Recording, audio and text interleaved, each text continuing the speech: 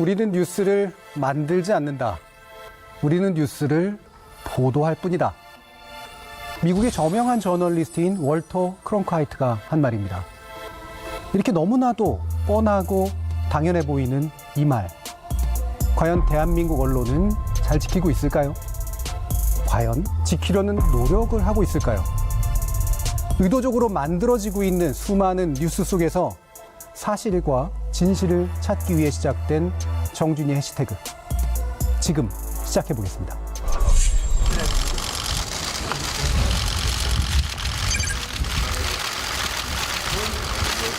이제 검찰이 진실 앞에 겸허해져야 할 순간이라고 생각합니다. 고발인의 얘기를 그냥 그렇게 말씀하시면 안 되죠, 그러니까. 여쭤볼 수 있는 거잖아요.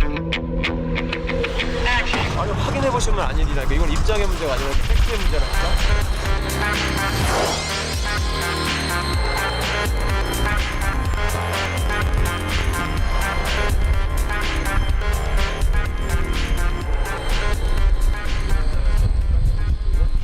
비상장 주식을 제가 보유했다는 게 지금 불법이라고 고발을 했다는 건가요? 그래서 공직자유인권 위반이라는 건가요? 3천만 원 이상을 갖고 있었다. 3천만 원 이상을 갖고 있으면 무조건 불법인가요? 아니, 그거를 취재를 해보셔야 될 거 아니에요, 언론인들께서. 3천만 원 이상의 비상장 주식을 갖고 있는 게 불법이라고 고발을 했다며. 공직자유인권 위반했다. 그걸 취재를 해보셔야 될 거 아니에요, 그게 사실인지 아닌지. 그러니까 뭐 취재를 하는 것도 하는 건데 그 지금 입장이 어떠신지 그거에 대해서 아니, 그러니까 입장이라는 게 사실관계에 관한 건데 그걸 여쭤보는 겁니다. 3천만 원 이상의 공직자가 3천만 원 이상의 비상장 주식을 갖고 있으면 무조건 불법이라는 걸 전제로 물어보니까 내가 그게 왜 입장이냐고 얘기하는 거 아니에요. 불법이 아니라는 입장에서 말씀이신 거죠? 아니, 확인해 보시면 아니니까. 이건 입장의 문제가 아니라 팩트의 문제라니까. 일각에서는 연대부를 받은 거 아니냐, 그렇게 생각하시는 거 아니냐는 지적도 있거든요. 이거에 대해서 어떻게 생각하세요?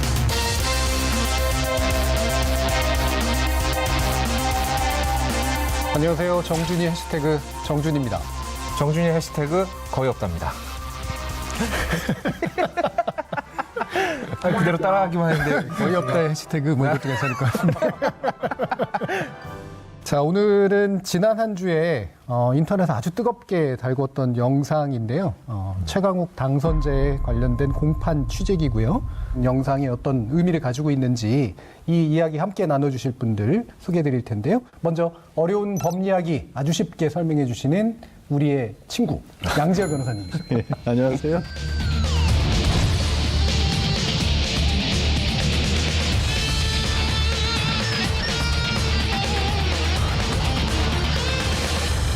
오늘 주제는 좀 마음이 아파요. 아까 영상 보자마자부터 저도 이제 언론 생활을 했던 입장으로서는 이게 정말 나쁘끄러운 옛날 모습을 보는 것 같기도 하고 아직도 저런가 싶기도 하고 좀 그렇더라고요. 그리고 또 귀한 분 모셨습니다. 책상 앞이 아니라 필드에서 직접 기사를 쓰시는 기자분이시죠. 아주경제 김태현 기자 나오셨습니다. 네, 안녕하십니까, 김태현입니다. 이번에 처음 보도가 된 게 아니라요. 꾸준히 의혹이 제기가 돼 왔어요. 조범동이 실제 소유주가 된 건 맞대요. 근데 그 전까지는 그 익성이 실제 소유주라는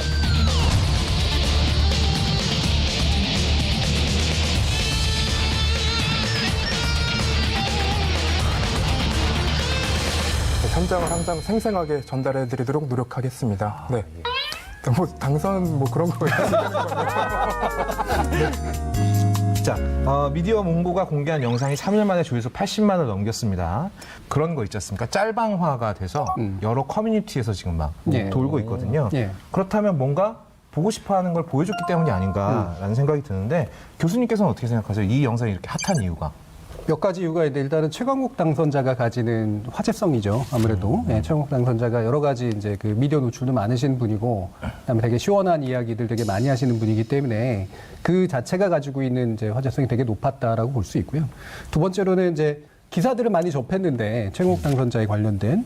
근데 기사에 관련된 그 내용을 직접 직접 찍은 영상이 있다니까 이제 되게 궁금했던 거죠. 네. 근데 봤더니 우리가 봤던 기사와 실제로 찍은 것하고가 상당히 차이가 있다라는 걸 확실히 느낀 거예요.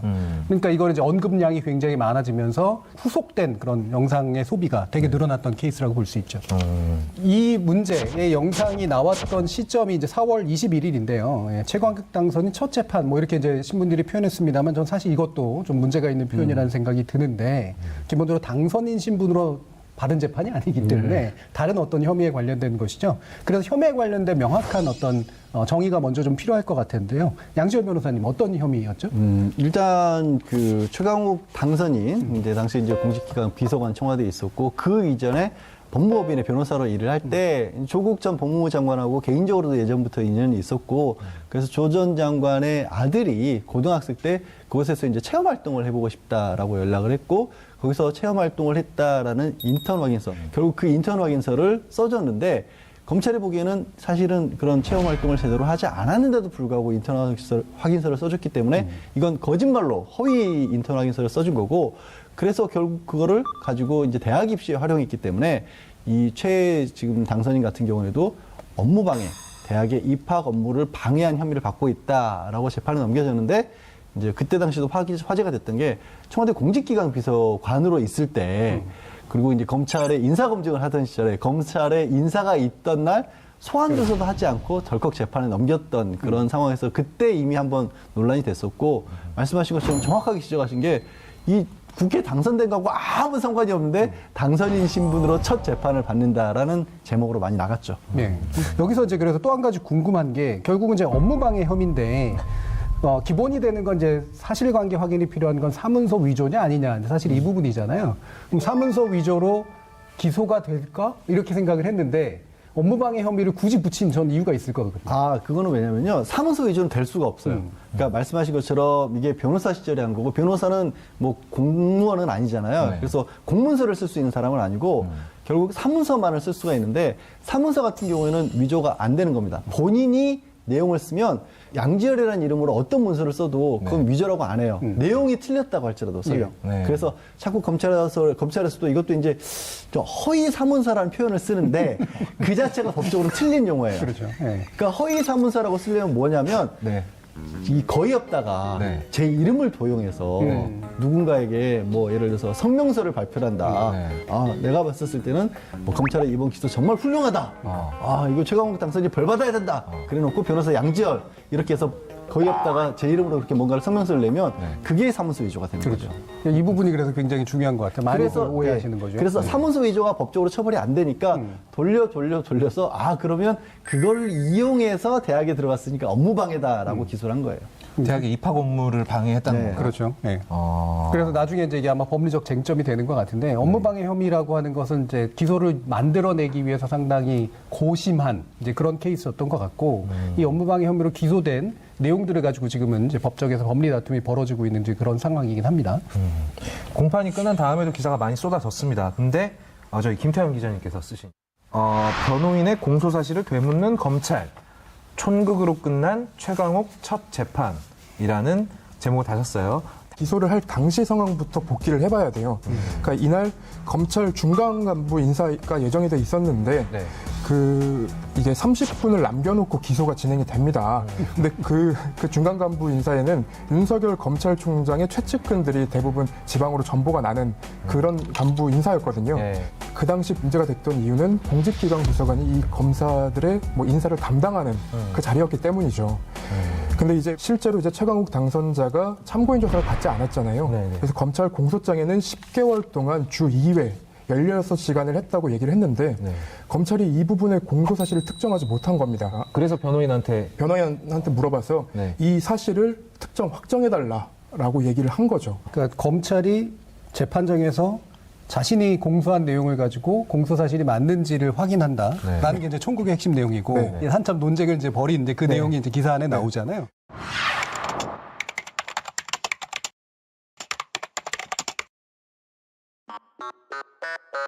아까 변호인께서 의견서에도 조 씨가 2017년 10월 11일까지 16시간 동안 인턴 활동을 했다고 말했는데요. 그러면 10개월 동안 16시간 인턴 활동을 했다는 취지입니까? 공소 제기에 16시간이라고 기재되어 있습니다.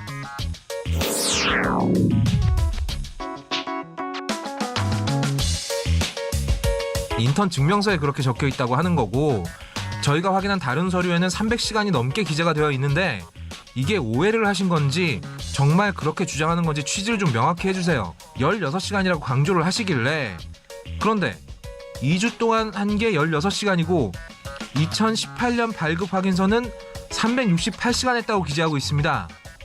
2018년 거는 공소 사실이 아닙니다. 취지가 그렇습니다. 공소 사실 자체는 16시간이라고 돼 있는데요. 확인서를 인용한 겁니다. 그럼 인턴 근무 시간은 공소 사실 확정이 아니란 거죠.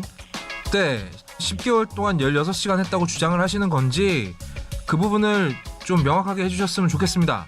변호인 측이 당장 밝히는 게 급한 건 아니니까 강조를 하셔서 그렇습니다. 공소장에 그렇게 16시간이라고 쓰셨잖아요.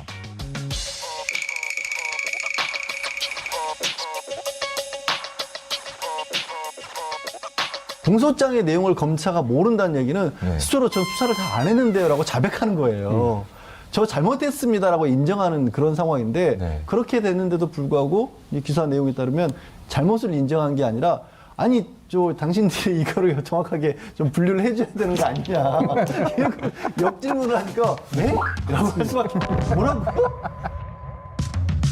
그러니까 굳이 말하면 적혀진 그러니까 공소사실이 된 16시간이 실제로 한 게 맞는지 아닌지 그다음에 그게 만약에 허위라고 한다면 그 허위 의도를 가지고 대학이 업무 방해를 한 게 맞는지 아닌지 요거를 이제 확인하는 그렇죠. 그 절차가 재판에서 법정에서 이루어져야 되는데 갑자기 뜬금없이 이제 300시간이 넘게 기재돼 있다. 다른 문서에는 이걸 물어보는 상황이 생겨버린 거잖아요. 네. 즉 16시간이 허위라고 하는 나름의 증거 자료를 얘기하기 위해서 검찰이 꺼내든 건데 이건 공소사실과 전혀 무관하다. 이제 이런 말씀이신 거잖아요. 유일한 해석은 이거예요. 급하게 일단 기소를 하면서 대표 문서에 나와 있는 걸 16시간에 적고 나중에 재판 넘겨서 막 보니까 이건 368시간인데? 이건 뭐예요? 라고 수사단에서 재판이면 피고인한테 물어본 거예요. 야, 이게 시험부터 보고 공부하는 느낌이네요. 오, 정확해요. 교수님, 제가 지금은 이거밖에 몰라서 일단 요 답 드리고요. 제가 나중에 추가로 수정하겠습니다. 그렇다면 여기서 다른 언론사들은 최강욱 당선인의 첫 공판을 어떻게 다뤘는지 저희 보이스 아나운서 보아 씨가 정리해 주시도록 하겠습니다. 먼저 연합뉴스입니다. 최강욱 정치검찰의 불법 기소, 첫 재판서 혐의 부인. 다음은 중앙일보입니다. 불법 기소, 법정서도 윤석열 때린 최강욱, 검 근거 있냐? 세계일보입니다.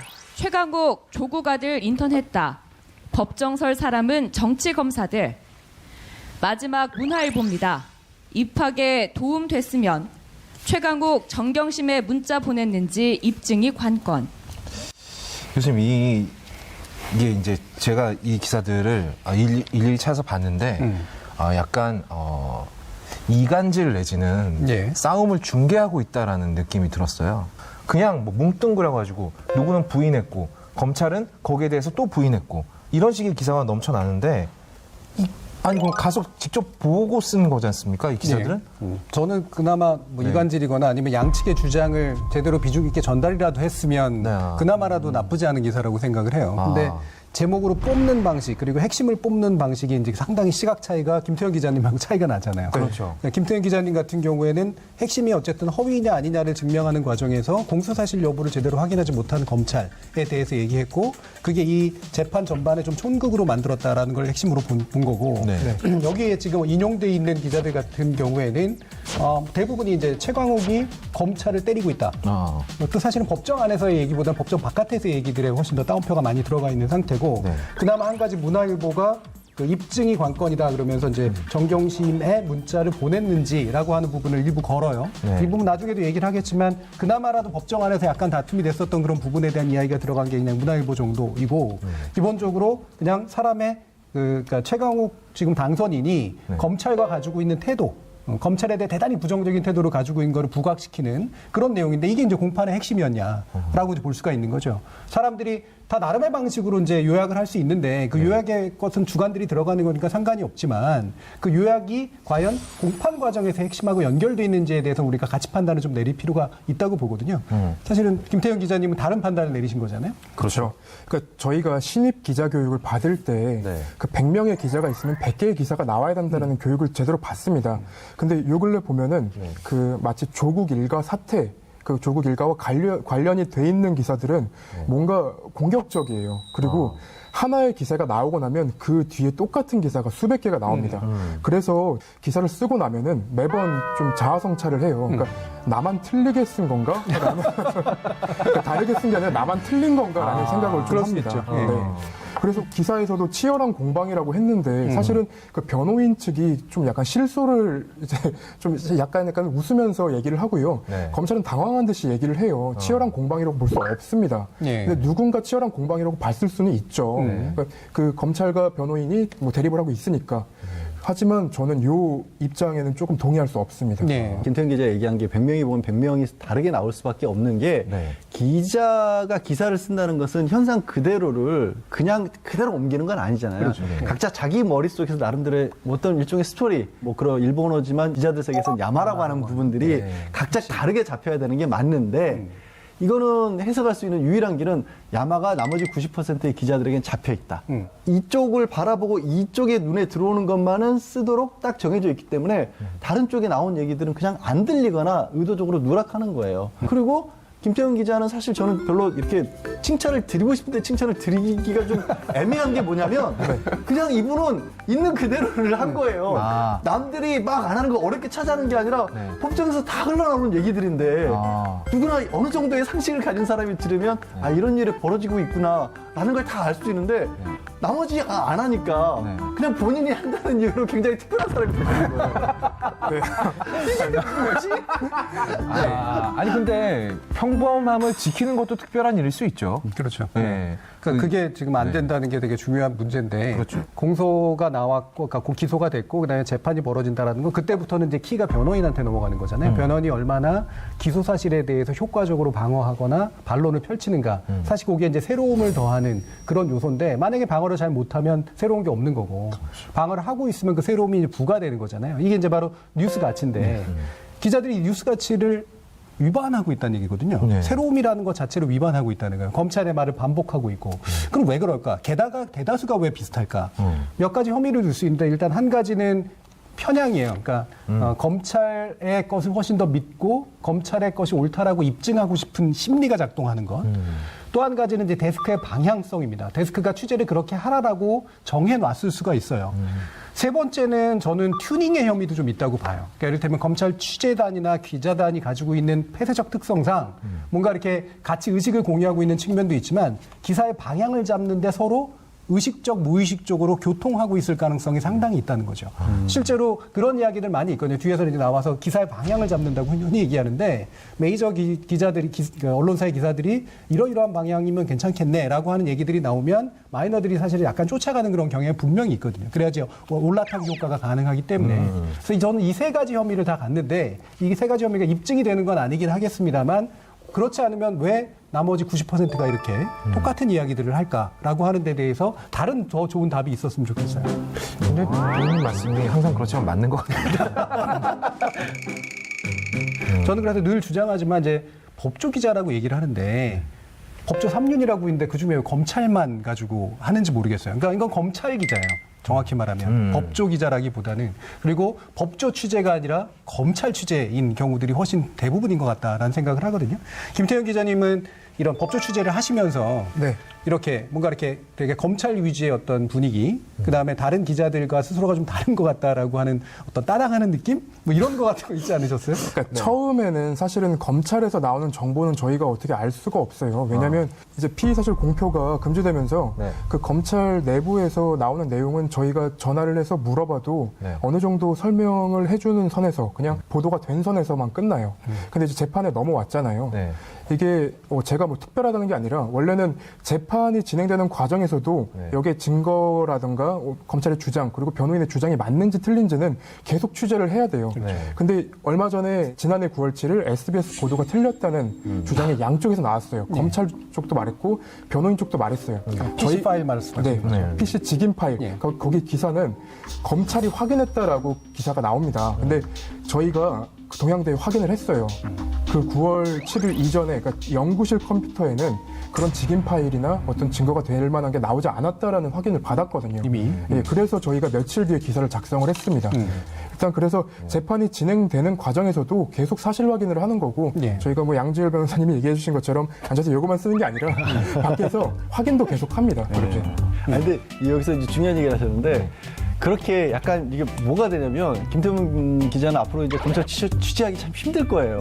왜냐하면 뭔가 검찰하고 가까워져야 이게 다른 기자들에게는 안 알려주는 하나씩 흘려주는데 공식적으로는 모르지만 그게 단독이라는 이름으로 나가는 거거든요. 그러니까 검찰에서 단독하기는 참 힘든 상황이 돼버린 거예요. 근데 제 생각에는 그래요. 그러니까 뉴스타파라던가 MBC라던가 검찰을 출입해서 단독을 얻어온 게 아니라 내가 이런 걸 취재했는데 이런 걸 검찰에 수사를 하고 있습니까? 라고 얘기를 하면서 단독을 자기가 만든 그게 정상적인 취재인 거죠. 그렇죠. 그러니까 원소스는 사실 얼마 전에 미국에 있는 기자가 그 얘기했잖아요. 원소스는 쓰레기라고.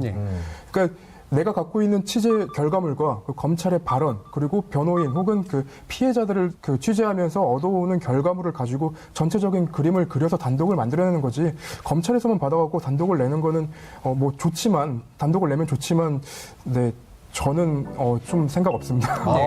김태훈 기자 정말 다르게 보여요. 아니 앞에 양지열 변호사가 쐐기를 박아버리지 않았다면 김태형 기자가 좀 더 자신감에 가득 차서 이야기를 할 수 있었을 텐데 3천만 원 이상을 갖고 있었다. 3천만 원 이상을 갖고 있으면 무조건 불법일까요? 아니, 그거를 취재를 해보셔야 될 거 아니에요, 언론인들께서. 지금 입장이 어떠신지 그거에 대해서 아니, 그러니까 입장이라는 게 사실관계에 관한 건데 좀 사실관계를 확인하고 물어봅시다. 그럼 총선 당선인으로서 처음 법정에 서셨는데 저는 2005년 그 황우석 줄기세포 논란 때부터 그런 현장에서 발생하는 그런 상황들을 네티즌들에게 생생하게 전하는 그런 역할을 하고 있는 미디어 몽구 운영자 김정환이라고 합니다.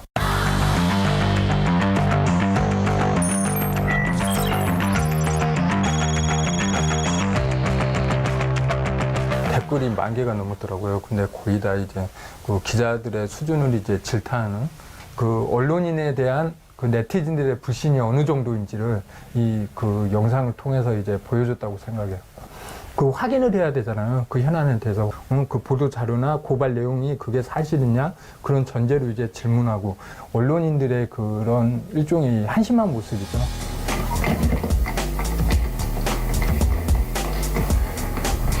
이때 상황을 이야기하자면 갑자기 후문으로 나갔다고 이야기를 해요. 그래서 이제 또 여기에서 기자들이 이제 그 정식으로 인터뷰하고 할 줄 알고 했는데 이제 그 설전을 벌이고 있었던 거죠. 상황이 심상치 않구나 생각하고 이제 계속 찍기 시작한 거죠. 최강 당선인이 이렇게 역질문하는 걸 보고 깜짝 놀랐던 거죠. 기자들이 이제 모든 현안이나 그런 사안들을 알고 이제 질문한 줄 알았더니 최강 당선인이 이제 답변하면서 역질문하니까 이제 당황하면서 이제 질문을 못 하는 거예요. 이런 수준의 질문들이 이렇게 나온 거 보니까 아, 저라도 이제 딱 보면 어떤 질문을 해야 될지 알겠는데 질문 수준이나 그런 것도 좀 높였으면 좋겠고 진짜 발로 뛰는 취재를 좀 했으면 좋겠어요. 보고 듣는 것보다. 네.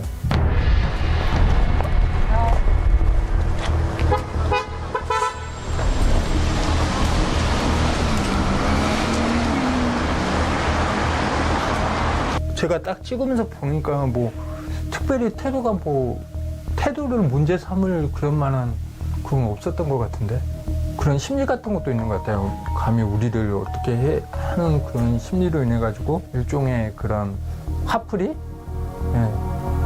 또 이제 볼 수 있을 것 같은데. 그리고 혹시 조장관 아들 관련해서 언론인에 대한 사명감도 요즘 없는 것 같아요. 그래서 저는 이제 언론인들이라 안 하고 언론사 다니는 직장인들이라고 이야기하거든요. 작년 가을에 있었던 이제 검찰 그 개혁 그 촛불 집회 때만 보더라도 딱 보면 주말 되면 수습들이 나와요. 그러면서 현장 상황을 본인이 보고 판단해가지고 어떻게 기사하고 어떻게 언론에 보도를 할까를 하는데 그런 상황들을 데스크에 막 전화를 해요. 같이 옆에서 찍고 있으면 데스크에 전화해서 그런 상황 같은 걸 이제 설명을 해요. 수습들이 설명하면 그 데스크에서 그 현장에서 직접 보지도 않고 그 이야기만 듣고 어떤 상황인지를 판단해서 그걸 이제 또 이제 그 어떤 식으로 찍어라. 딱 이야기를 해주면 그 이야기 듣는데도 영상 그 그림을 이제 만드는 거죠. 그 상황을 찍는 게 아니라 그분들은 이제 쉽게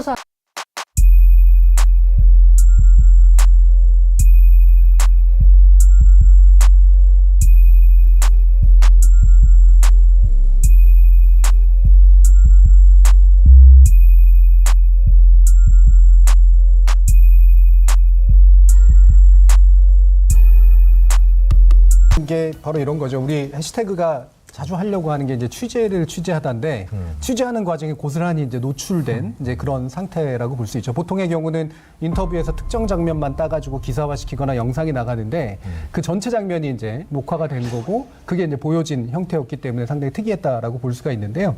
여기서 이제 중요한 게 아까 업무방해 혐의라고 하는 것이 핵심 쟁점이었었는데 기자들이 재판 후이긴 합니다만 공직자윤리법 위반이라고 하는 사안을 묻고 있어요. 이게 대체 왜 이런 쟁점하고 무관한 것들이 물어지는가가 되게 궁금할 것 같거든요. 양준호 변호사님 부탁드립니다. 이게 최강욱 당선인이 이런 거죠. 그때 재판을 말씀하신 것은 업무방해 재판이었고 그 재판 넘겨진 이후에 뭐 총선 뭐 준비하고 이런 과정에서 또 어떤 단체가 공직자윤리법 위반이다라고 고발을 했어요. 공직자윤리법 위반 내용은 뭐냐면 고위공직자 같은 경우에는 비상장 주식을 가지고 있으면 안 되는데 삼천주 이상 동생 회사의 주식을 상당히 가지고 있다. 이걸 왜 막냐면 제가 예를 들어서 요즘 코로나19 상황이니까 이 방역과 관련된 중요한 결정권을 가진 고위공직자예요. 근데 제가 특정 의료회사의 주식을 가지고 있어요. 그럼 그때 자 보건소 내가 가지고 있는 회사의 의료기기를 뭐 국가에서 대량 구매를 하도록 결정을 할 수도 있는 거 아니에요. 그럼 그 회사 폭증을 하겠죠, 주식이. 그거 저는 굉장히 큰 돈을 벌 수 있으니까. 그래서 고위공직자 같은 경우에는 일정 숫자 이상의 주식을 못 가지고 하는 게 원칙인데, 동생 회사 주식을 가지고 있었네라고 고발을 한 거예요. 근데 이게 저는 뭐 앞으로 말씀들 나누겠지만 요즘에 일정한 패턴이 생긴 것 같아요. 그러니까 뭔가 단체가 뭔가 고발을 해요. 그러면 사실 기자가 이거 내용을 보고 그 고발이 좀 타당한지 아닌지를 좀 따져보고 기사화를 시켜야 되는데 고발 당했어! 그리고 딱 씁니다. 그러고 나서 또 이게 어쨌든 고발이라는 이유로 검찰에서 그것도 수사한다고 사건을 배당을 해요. 사건 배당돼서 검찰도 수사해. 그러면 그냥 보는 사람 잘 모르는 입장에서는 범죄 저질렀구나. 검찰도 수사한다네? 이렇게 돼버리는 거예요. 그런 기사들 밑에 딱 달리는 댓글이 댓글 작업까지 들어가는 거예요. 그렇죠. 영상에서도 나오지만 이분들이 취재를 해서 질문을 하는 게 아니에요. 고발장에 그렇게 써 있는데 라고 얘기를 합니다. 그러면 고발장을 쓴 사람을 취재했다는 건지 아니면 뭐 그 사실을 더 취합을 했다는 건지 내용을 알 수가 없어요. 이거는 원소스라고밖에 볼 수가 없습니다. 원소스도 그나마 검찰 소스면 그나마. 그렇죠. 근데 이게 검찰 소스로 제가 설명드린 건 그거예요. 검찰 소스로 이제 둔갑을 하는 과정이에요. 단체가 고발을 하고 보도를 하면 검찰은 언론이 보도를 했으니까 우린 수사할래. 이러면 그때 원소스가 만들어져 버리는 거예요, 거기서. 그렇죠. 그러니까 사실은 이런 관행들이 있지 않았나라는 의심을 버릴 수가 없는 겁니다. 여기서 문제로 지적해야 되는 것 중에 하나가 당장 쟁점이 되고 있는 그 당일 재판에 관련된 쟁점을 묻는 그 방식이 아니었다라고 하는 것. 그래서 일단 포커스가 잘못됐다라고 하는 게 첫 번째 문제고 두 번째로 이제 양 변호사님이 지적해 주셨듯이 지금 우리나라는 지나치게 형사화돼 있어요. 그러니까 모든 문제들이 다 형사법적으로 문제를 해결하려고 하는 식으로 갑니다. 그래서 고소고발이 남발되는 그런 현상이 있어요. 그럼 기자들이 여기에 대응해야 되는 그 방식은 뭐냐면 남발되는 거라면 이제 옥석을 가려야 되는 거잖아요. 그럼 적어도 고발의 내용을 묻거나 또는 고발이 실질적인 수사로 이어지거나 기소로 이어지거나 이런 과정에서 뭔가 후속 취재를 하거나 해야 되는데 고발만 일단 딱 뜨면 그것이 사실인 양 확인하지도 않고 그냥 물어보는 이런 식의 이제 거라는 거죠. 결국에는 이제 취재가 전혀 없고 취재가 될 만한 대상을 제대로 고르는 것이 잘못됐다라고 하는 것이 핵심적인 전 문제라고 생각이 들어요. 이런 식의 것들 이렇게 많이 좀 보시죠, 김태우 기자님. 그러니까 기사들이 요즘 제가 좀 불만이 부분은 그겁니다. 그러니까 혐의를 더 취재를 안 하고 이런 혐의가 있는데 변호사님 어떻게 생각하세요? 그럼 멘트만 받아서 기사가 되는 거예요. 근데 이런 멘트 자판기이신 분들이 꽤 있나 봐요. 대답을 잘해주시는 분들이. 자세히 보시면 그러니까 변호사잖아요. 최강욱 변호사고 그다음 말 그대로 공직기관 비서관을 했던 사람으로서 여기에 관련된 법리적 판단이라든가 이런 것들은 이미 다 돼 있는 분이기 때문에 어떤 면에서 전문가 앞에서 아마추어가 사실은 이상한 질문을 한 거예요. 그러면 거기에 대해서 그러면 딱딱딱딱 이제 물어본 거죠. 제대로 된 취재를 거쳐서 그게 불법이라고 하는 전제를 빼고 얘기를 하는 거냐, 그리고 왜 그걸 지금 묻는 거냐라고 하니까 사실 당황하잖아요. 당황하는데 당황한 거를 감추기 위해서 굉장히 그러니까 제 질문은 그러면서 이제 계속해서 질문권을 강조하는 방식으로 네. 결국은 가게 되는 거예요. 내가 기자니까 질문 내가 하겠다. 아니, 그 수사 드라마에서나 나오는 거라니까. 질문은 내가 하는 거야. 네가 왜 물어? 이런 분위기인데 이게 보는 입장에서는 되게 영상 보신 분들은 그럴 거예요. 이게 좀 이상하다. 네. 그리고 최강욱 당선인이 설명을 또 해줍니다, 기자들에게. 그렇죠. 이런 굉장히 부분들이 친절하게 이런 해주시더라고요. 부분인데, 근데 설명을 해줬다는 내용은 빼버려요. 그냥 화만 내고 끝난 것처럼 기사가 써져요. 그렇죠. 그 질문 보면서 좀 황당했던 게 그 입장은 말해주실 수 있잖아요. 라고 얘기하는 게 이거는 거의 강압이죠. 네. 여기서도 잘 구별해야 되는 게 이제 입장을 계속 말해달라 그러거든요. 네. 저는 입장이란 말도 대단히 남발되고 있는, 오용되고 있는 단어 중에 하나라고 생각이 드는데 입장이 뭘까? 입장이라고 하는 거는 의견이잖아요. 의견은 주관적인 견해예요. 네네. 그러니까 당신의 주관적인 주장을 얘기해달라고 하는 건데 그 앞단계로 해야 되는 게 사실 확인이잖아요. 그렇죠. 일단 이 사실이 위법성 여부가 있는지에 대한 확인이 일단 필요하고 그것이 만약에 다툼의 여지가 있다면 그 다음에 비로소 입장을 묻는 거죠. 근데 다툼의 여지가 없는 거예요. 그러니까 이거는 입장을 물어볼 게 아닌 거죠, 당연히. 네. 그런데도 입장을 말해줄 수 있지 않습니까? 라고 얘기하니까 최강욱 당선자가 뭐라 하냐면 이건 입장의 문제가 아니라 사실 확인의 문제예요. 라고 얘기를 하는 거죠. 정확한 표현이거든요. 맞습니다. 그리고 심지어 이분이 페이스북에다가 네. 기자들이 취재하기 힘들까봐 그렇죠. 로직도. 네. 그래왔습니다. 그걸 봤으면 이 질문이 나올 수가 없습니다. 이런 관행들, 즉 자신의 취재의 바탕을 둬서 사실을 확인하려고 하는 또는 입장을 확인하려고 하는 그런 취재가 아닌 방식의 네. 프레임 짜기식 또는 답정너식 이제 이런 식의 질문들이 많이 되고 있는데 그 중에 하나가 또 이거였었어요. 여러 인터뷰에서 윤석열 총장이 공수처 1호 수사 대상이 될 수 있다고 말했다라고 질문을 했는데 여기서도 이제 네. 사실은 약간 짜증이 났던 것 같아요. 그렇죠. 여기서 이제 이건 여러 폭발하신 것 차례 같아요. 얘기했는데 네. 왜 그거를 그런 식으로 묻느냐라고. 예. 어떤 라디오 프로그램에서 이런 질문을 받으신 적이 있습니다. 그럼 그 부분을 가지고 아마 공수처 수사 대상 1호가 될 거다 그 말씀이신 건가요? 아니 그거야 공수처에서 결정하실 일이고. 예. 그러니까 될 수도 있다라고 될 수도 개인적으로 있죠. 네, 보신다는 말씀이죠. 최강욱 당선인이 공수처 대상 1호가 될 거다 그 말씀이신 건가요? 라고 했는데 최강욱 당선인이 그때 그거는 공수처에서 결정할 일이다라고 그렇죠. 대답을 하셨는데 우리 기자분들은 예스라고 단정을 지어버리신 거죠. 네, 기사를 쓰신 게 아니라 이게 뭐 미운 7살 저널리즘이라고 부르면 될까요? 난 네가 원하는 대로 안 해줄 거야. 이런 건가요? 그러니까 이게 취재를 안 하는 거랑 같은 문제인데 네. 그러니까 윤석열 총장이 수사 대상이 될 수 있다는 거고 그걸 판단하는 건 공수처. 그러니까 첫 번째 수사 대상이 될 거다라는 말은 아니잖아요. 네. 근데 이 부분을 만약에 언론 보도를 보고 인지를 했더라도 기자들이 네. 라디오를 들어본다던가 추가적으로 취재를 쓰면 쓸 수 없는 말이죠. 사실은. 네. 근데 이거는 취재를 안 했다고 시인하는 것밖에 안 되는 거죠. 저는 그래서 이 부분 저도 사실 확인이 좀 필요해서 네네. 영상을 다 찾아봤는데 두 차례 정도가 이제 나오더라고요. 하나가 네. 이제 CBS 인터뷰고 또 한 가지가 이제 열린민주당이 이제 여의도 앞에서 이제 기자회견을 하면서 이제 하는 발언에서 나오는데 네. 그 발언의 내용들이 어떠냐면 지금 이제 공수처가 만약에 설치가 된다면 실제로 이 문제가 다뤄질 수 있을 것이다라는 발언이 한 번 나와요. 이 문제라고 하는 거는 윤석열 총장과 그다음에 장모에 관련된 거, 본인과 배우자에 관련된 것이 아마도 다뤄질 수 있다. 이런 문제에 관련해서 즉 공수처의 수사 대상 안에 이제 들어간다라고 하는 표현이 한 번 나오고 네네. 그다음에 바로 나온 이제 조선일보를 비롯한 대부분의 기사들이 공수처 1호 수사 대상은 윤석열 이렇게 나와요. 근데 저는 이 워딩은 어디서도 발견할 수가 없는 워딩이거든요. 근데 제목에 따옴표를 쳐서 집어넣었단 말이에요. 그 따옴표를 쳤다라고 하는 건 명확하게 가져왔다는 직접 인용이라는 뜻인데 네네. 이걸 한 언론사가 말하는데 거의 수십 개, 수백 개 언론사가 공수처 1호 수사 대상은 윤석열 똑같이 씁니다. 저는 이게 너무나 놀라웠어요. 그러니까 자기 스스로가 인터뷰를 좀이라도 찾아봤다면 이런 식의 말을 만들기도 대단히 어려웠을 테고 누군가가 했던 말을 가져다 쓴다는 건 더더욱이나 문제가 되는 건데 이것이 모든 언론에서 공통적으로 나타났다? 제가 아까도 얘기했던 것처럼 이건 튜닝 작업들을 거치거나 아니면 모방하기가 아니라면 저는 불가능한 일이라고 생각을 하는 거죠.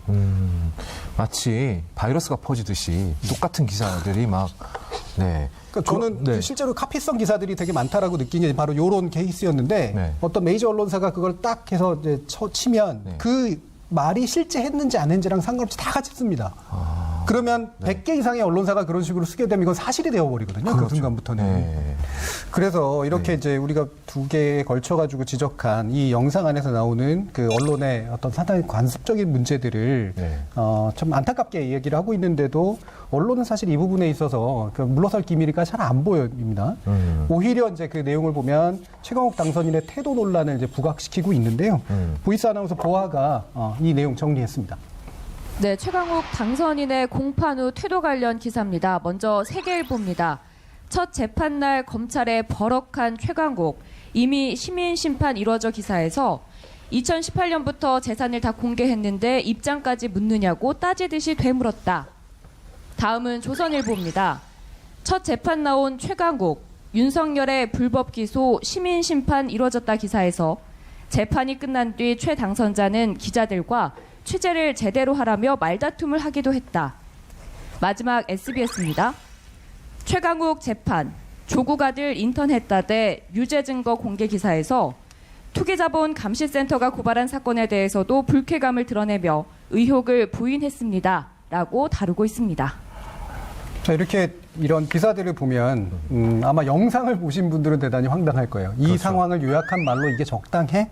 라고 분명히 이제 생각이 들 건데 이건 상식적으로 당연히 그럴 거라고 생각을 해요. 기자가 훨씬 더 당황했고 약간 밀리는 느낌 같은 게 훨씬 더 들었던 상태인데 끝나자마자 이제 싸움이 돼버렸고 말다툼, 불쾌감 따지듯이 하면서 이제 이런 버럭한 최강욱 당선자 이상한 성격 이런 거를 이제 막 부각시키는 이런 식의 기사를 씁니다. 근데 기사는 원래 기자라면 사실은 이런 식의 형용사라든가 수식어구라든가 주관적 감정을 나타내는 말들은 잘 안 써요. 이건 소설에서 쓰는 겁니다. 그렇죠. 소설이 그 사람의 심리를 들여다보듯이 쓰는 것이지 들어가 보지 않은 이상 사실 알 수 없는 거거든요. 되도록이면 딱딱한 방식으로 표현을 할 수밖에 없거든요. 김태현 기자님도 이걸 보시면서 많은 느낌 들으셨을 것 같은데. 그렇죠. 좀 만감이 교차하긴 했는데요. 근데 오히려 좀 시원했습니다. 그러니까 기자들을 비판을 잘 안 하잖아요. 근데 이 부분에 대해서는 그날 현장에 갔던 기자들도 있었어요. 저희 기자들도. 근데 가서 큰 소리가 났다, 뭐 설전을 했다라는 얘기를 했는데 그래서 뭐 어떻게 설전을 했는데 어떻게 큰 소리가 나왔어라는 부분에 대해서는 그냥 다른 기자들이 얘기해 줬어요라고만 얘기를 하더라고요. 실제로 그 큰 소리와 설전을 본 사람이 없었던 거죠. 근데 영상에 나오면서 이 부분이 확인되니까 사실은 좀 부끄럽지만 시원했습니다. 이 미디어 문구를 보면서 이런 생각이, 야, 이게 세상이 이렇게 바뀌다 보니까 이제 기자들도 정말 힘들겠다. 이건 좋은 의미에 힘들겠다. 이렇게 해서는 안 된다는 걸 이제 깨달아야겠다, 기자들이. 저 미디어 문구 아까 85만 회 정도 봤다고 그랬잖아요. 우리 여기 해시태그 나가면 이제 850만 정도 볼 거 아니에요. 당연하죠. 그렇잖아요. 국민들이 그걸 보고 나면 실제는 이렇구나 하는 걸 알게 되는 거예요. 이제 그런 식의 어떤 찍히면 죽는다가 안 통하는 거예요. 한 번 그런 식으로 저게 꼭 기사에는 이런 식으로 나왔지만 사실이 아닐 수도 있다라는 의심이 한번 우리 국민들 마음속에 심어지고 나면 그다음부터는 진짜 제대로 안 하면 기자들이 신뢰를 갖기가 더 어려진 거예요. 이제는 제가 쫄 때가 아니라 기자분들도 쫄 때예요. 진짜로 그러니까 보복을 하는 게 아니라 내가 질문을 해서 다른 대답이 나오거나 그 당사자가 화를 내면 사실은 집에 가면 되게 자괴감이 나거든요. 내가 공부가 부족했구나라는 생각이 드는데 아마 여기 찍히신 분들도 그렇게 공부를 좀 하고 계시지 않을까. 동종업계라고 너무 좋게 표현을 해주시는 분. 앞에 너무 것 같은데.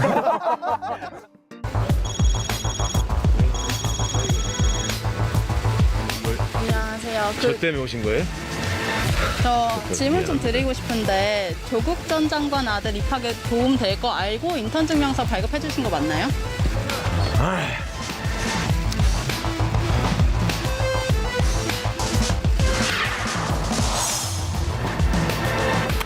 그 사건은 제가 피의자도 아니었고 참고인에 대해서 물어보는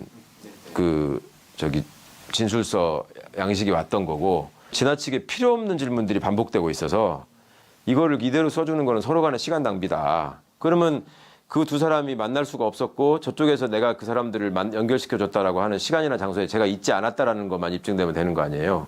그러니까 제가 그동안에 썼던 제 카드 사용 내역을 쫙 뽑아서 보내줬다고. 그래서 제가 거기 핵심되는 부분들을 요약해서 다 적어준 거고 그다음에 거기에를 입증할 수 있는 증거 자료들을 다 제출을 한 겁니다.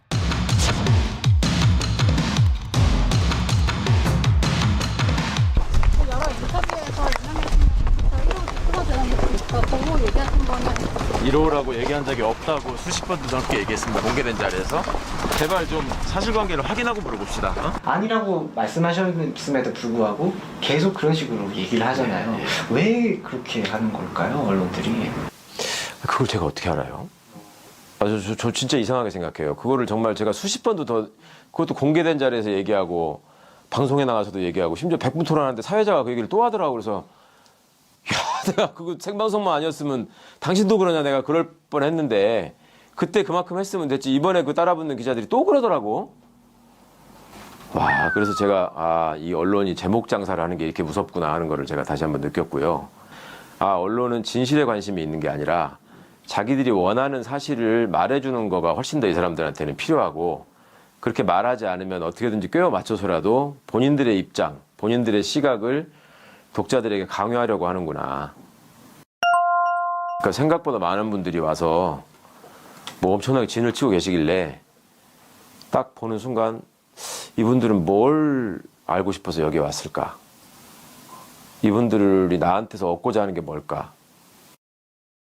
이 사람들한테 무슨 얘기를 해줘야지 이 사람들이 제대로 된 기사를 쓸까? 진리 같은 말이 그거 아니에요? 메시지에 자신이 없으면 메신저를 공격해라. 그러니까 이게 녹음하고 적는데 급급하지 여기에 대해서 내가 어떤 문제의식을 가지고 뭘 질문해야 할까라는 생각은 안 하는 것 같아요.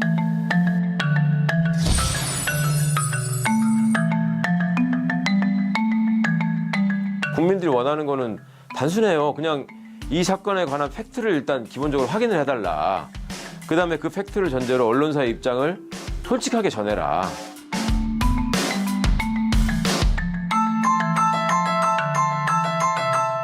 미디어 지형 자체가 좀 달라진 것 같습니다. 예.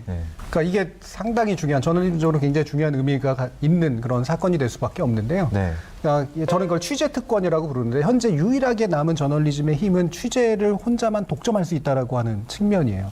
특히나 이제 기자단 같은 게 이제 바로 이제 그런 케이스인데, 그 권위를 계속해서 누리고 싶은 거죠. 근데 그게 더 이상 점점 불가능해질 것이다를 보여준 겁니다. 그러니까 딱 뛰어다가 안 좋은 것만 보여주는 방식으로는 더 이상 버틸 수 없다. 왜냐하면 그걸 그대로 담아놓은 독립 저널리스트들의 기록들이 이제 남아있기 때문에, 예전에 김경록 PB 사건과 KBS가 겪었던 일도 역시 마찬가지였었잖아요. 결국 공개되면 사람들은 상식적으로 판단을 하는 거예요. 기자들이 어떤 걸 띄워서 이런 식으로 활용했는가라고 하는 것들을 보여주는 그런 사건이어서, 이제는 아까 양 변호사님도 말씀 주셨듯이 저널리스트들이 더 이상 그런 취재 특권에 매몰돼서 사람들이 기망할 수 있다라고 생각해서는 안 되는 상황이 왔다고 봅니다. 근데 이런 독립 언론들이 생기는 게 너무 감사한 게, 사실은 제가 기사를 쓰면 아까 초반에도 말씀드렸지만 내가 틀렸나라는 생각이 들 때가 있어요. 근데 보통 보면은 이분들도 같은 해석을 했더라고요. 그러니까 그 재판을 봤을 때 내 눈이 상식적으로 통했구나라는 생각이 들 때 조금 안도가 될 때가 있습니다. 자, 최강욱 당선인의 첫 공판 취재기, 약 400초 되는 영상이 말해주는 대한민국 언론의 현주소에 대해서 오늘 이야기를 나눠봤습니다. 대한민국 언론의 현주소, 그러니까 지금 현재 대한민국 언론은 어디에 있는가? 정확하게 어디에 있을까요? 대충은 알겠는데. 네. 대충은 아시겠어요? 대충은 저도 감이 옵니다만. 네. 정확하게 어디에 있는지가 참 궁금합니다. 그러니까 양 변호사님이 기성 언론에 대한 애정을 담뿍 담아서 지금 말씀을 주셨잖아요. 분명히 밀려가고 있고 변화해가고 있는데 자신의 모습을 보지 못하는 형태. 저는 이게 이제 많이 상당히 압축적으로 이야기를 해주신 것 같고요. 저는 이걸 권력 이동이라고 얘기를 합니다. 파워 시프트라고 이제 유명했던 책이 있잖아요. 새로운 파도들이 밀어치고 있고 권력 이동이 발생하고 있는데, 옛날 권력을 쥐고 있는 이 형태를 어떻게 좀 우리가 이해해야 될까, 어떻게 극복해야 될까라는 문제, 강연을 통해서 여러분과 좀 더 자세히 소통해 보겠습니다.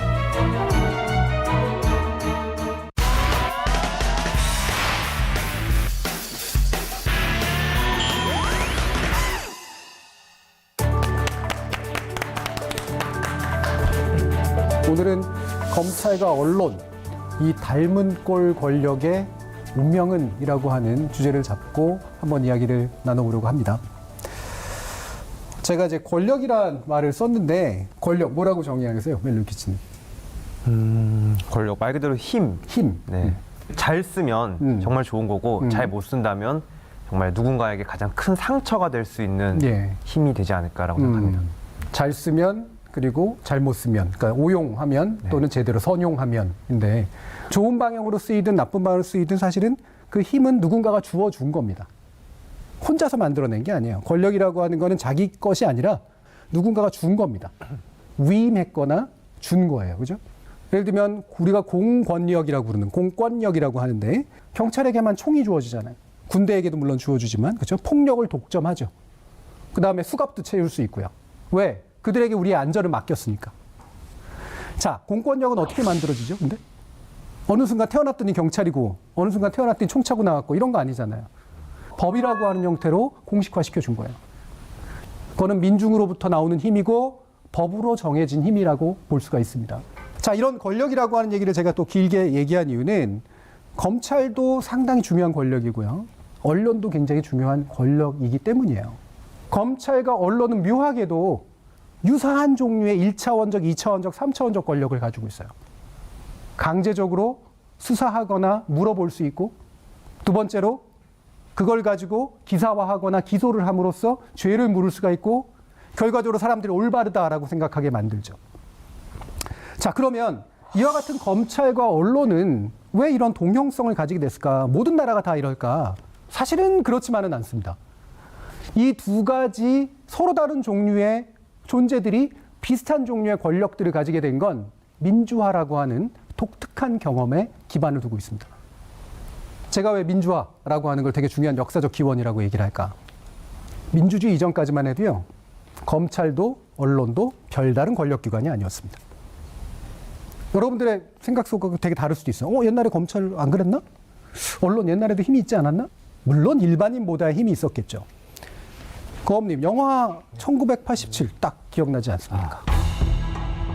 이 영화는 1987년 6월 민주항쟁의 기폭제가 되었던 박종철 열사 고문치사 사건을 다룬 시대극입니다.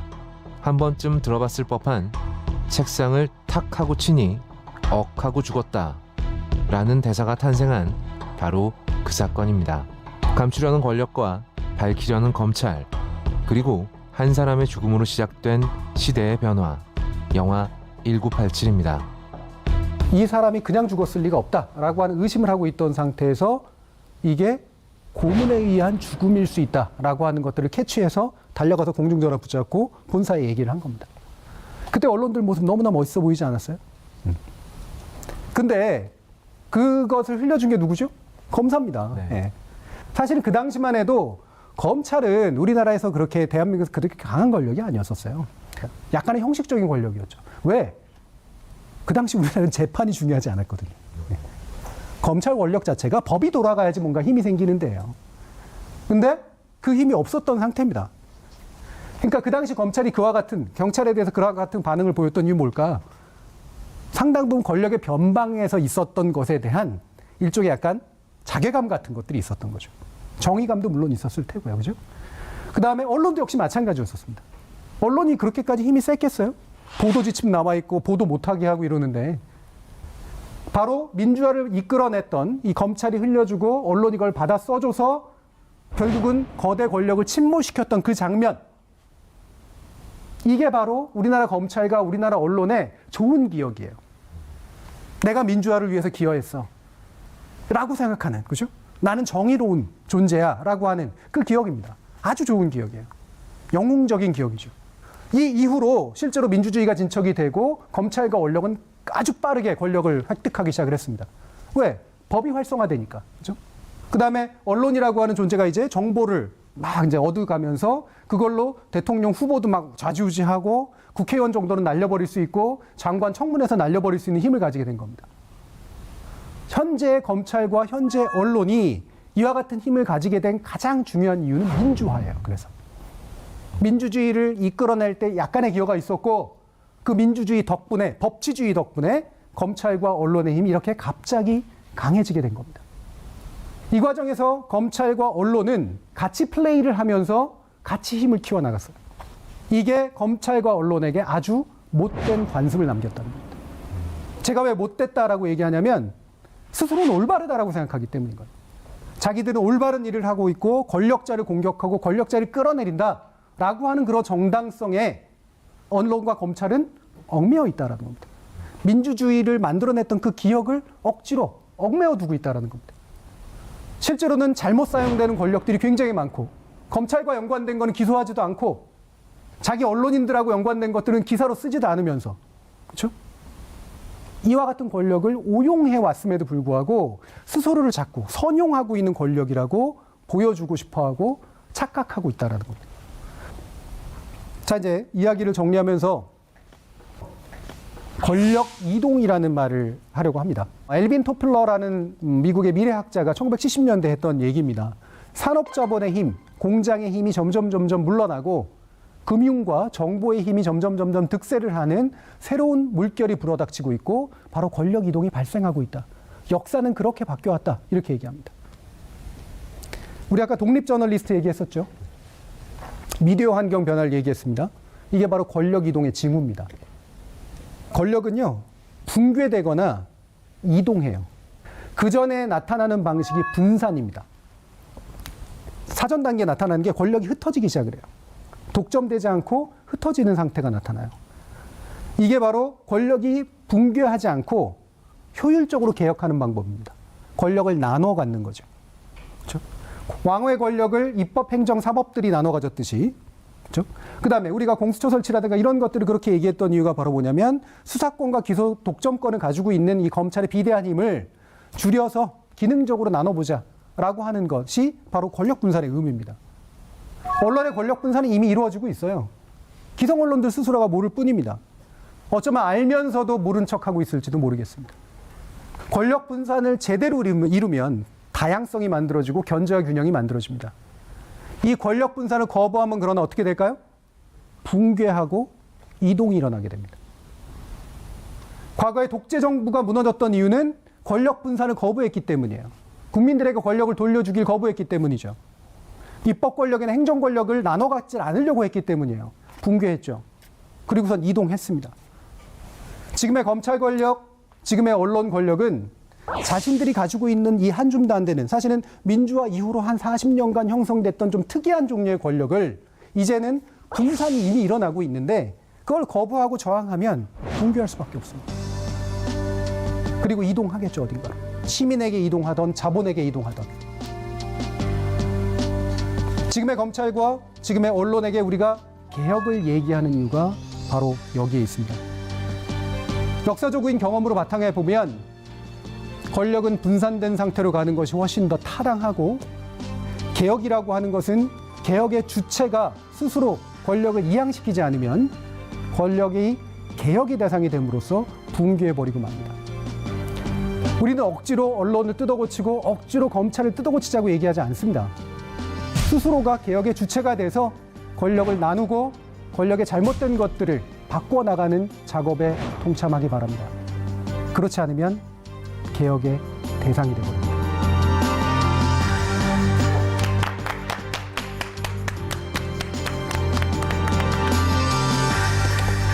네, 굉장히 눈빛들이 막 형형하게 빛나면서 강연을 들으시던데 방청객분들 중에서 혹시 질문이 있으신 분은 손을 들어드리면 열심히 메모하시던 분이네요. 근데 적은 양이 그렇게 많지는 않네요.